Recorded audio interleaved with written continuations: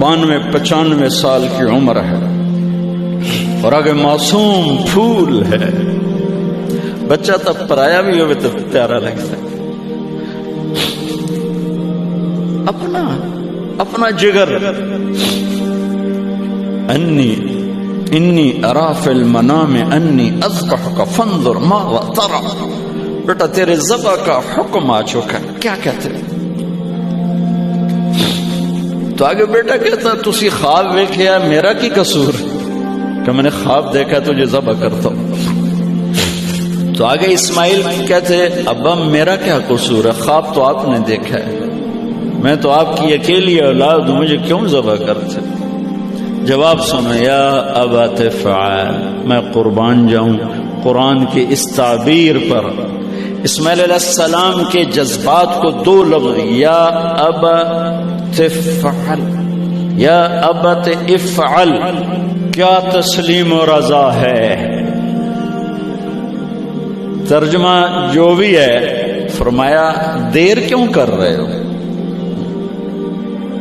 اس سے جو نکلتا ہے نا ایک خوبصورت مفہوم وہ ہے, ابا تو دیر کیوں کر رہے ہو. تو حیران ہو گئے, تجھے پتہ ہے میں کیا کہہ رہا ہوں؟ کہاں پتہ ہے, اب مجھے ذبح کرنے کا کہہ رہے ہیں. تو کوئی گھاٹے کا سودا نہیں ہے. آپ کے بدلے میں جنت, دنیا کے بدلے میں جنت ملے گی اور آپ کے بدلے میں اللہ ملے گا.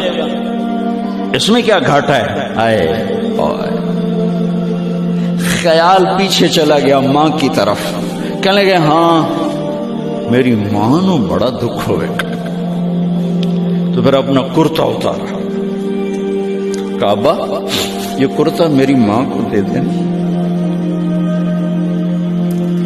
جب میں کبھی یاد آیا کروں گا تو یہ کرتا دیکھ لیا کرے گی, اور مجھے اپنے کرتے میں یہیں دفن کر دینا, مجھے ادھر نہ لے جانا, یہیں دبا دینا, شاید میری ماں میری ذبح شدہ لاش دیکھ نہ سکی. 8-9 سال کا بچہ خلیل اللہ کو کیا کہہ رہا ہے, میرے ہاتھ پاؤں باندھ دے بابا, شاید میرا پاؤں یا ہاتھ تجھے لگ کے کوئی بے ادبی نہ ہو جائے, میرے ہاتھ پاؤں باندھ. مجھے الٹا لٹانا, سیدھا نہ لٹانا, کہیں آنکھوں میں آنکھیں پڑیں اور تیرا دل نرم ہو جائے, تیرا ہاتھ نہ کمب جاوے, میرے رب دے امر اچ دیر نہ ہو جاوے. ان کو ماننے والی امت کہے سود کے بغیر گزارا نہیں, جھوٹ کے بغیر گزارا نہیں, ملاوٹ کے بغیر گزارا نہیں, رشوت کے بغیر گزارا.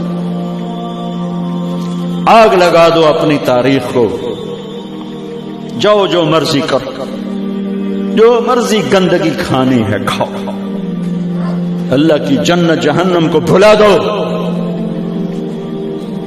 جو کرنا ہے. لیکن تمہارے بھلانے سے حقائق نہیں مٹ سکتے. جنت بھی ہے, جہنم بھی ہے, اور حلال حرام پہ فیصلے بھی ہیں. ابراہیم علیہ السلام نے ہاتھ باندھے, پاؤں باندھے. یہ کوئی بکرے دے ہاتھ پیر تو نہیں بننے جا رہے, پتر دے ہاتھ پیر بننے جا رہے ہیں. الٹا لٹایا, ایک ہاتھ میں چھری, ایک ہاتھ میں سر کے بال, گوڈا کانڈ پہ رکھا, گھٹنے کو کمر پہ رکھا, یوں بال پکڑے اور چھری, اور ایسے یوں آسمان کو دیکھا. فرمایا یا اللہ تو مجھ سے ناراض ہو گیا, یا اللہ تو مجھ سے ناراض ہو گیا کہ اسماعیل کی محبت میرے دل میں تجھ سے زیادہ ہو گئی؟ نہیں, کبھی نہیں. یا کوئی میرا امتحان ہے؟ یا اللہ میرے دل میں تو ہی تو ہے, لاکھوں اسماعیل تجھ پہ قربان. آسمان کے فرشتے 2 دفعہ روئے ہیں جب سے پیدا ہوئے ہیں. ایک یہ جو واقعہ سنا رہا ہوں, جب ابراہیم کی فریاد 7 آسمانوں میں گونجی تو نہ رونے والے فرشتوں کے بھی چیخیں. اور ایک طائف کی وادی میں جب میرے نبی کو پتھر پڑے اور آپ بے ہوش ہو کے گرے تو آسمان کے فرشتوں کی چیخیں نکل گئی. اب چھری جو چلائی میرے رب کا امر آ گیا، نہیں کاٹو گی، نہیں کاٹو گی۔ یہ نہیں کہ یہاں کوئی لوہے کا ٹکڑا آ گیا یا چھری موم بن گئی یا اے ٹوٹا لوہا بنیا، چھری تیز تھی، گوشت نرم تھا۔ عرش والے نے کہا نہیں، چھری کیسے کٹے گا؟ آگ نہ جلائے، اب کیسے جلائے گا؟ مچھلی کے پیٹ میں جا کے موت مت آئے، اب کیسے موت آئے گا؟ دوسری دفعہ، تیسری دفعہ نہیں چلی، اٹھے جا کے پتھر پہ تیز۔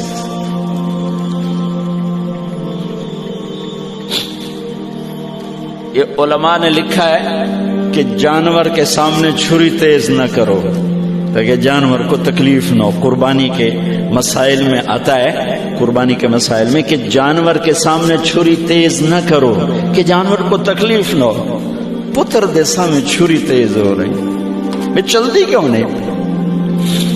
جب چوتھی دفعہ پکڑی ہے تو اللہ نے کہا جبریل جلدی کر، میرے خلیل نو جلا لایا ہے۔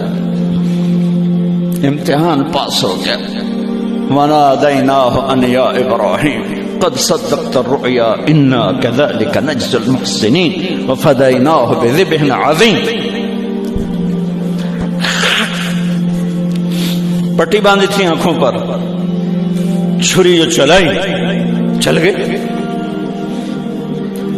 آنکھوں سے پٹی اتاری تو سامنے چھترا اور آگے اسماعیل اور ساتھ جبرائیل، دونوں مسکرا رہے اور چھترا سامنے پڑا۔ میرے نبی ساری زندگی دو چھترے ذبح فرماتے تھے قربانی میں، ایک امت کی طرف سے، ایک اپنی طرف سے۔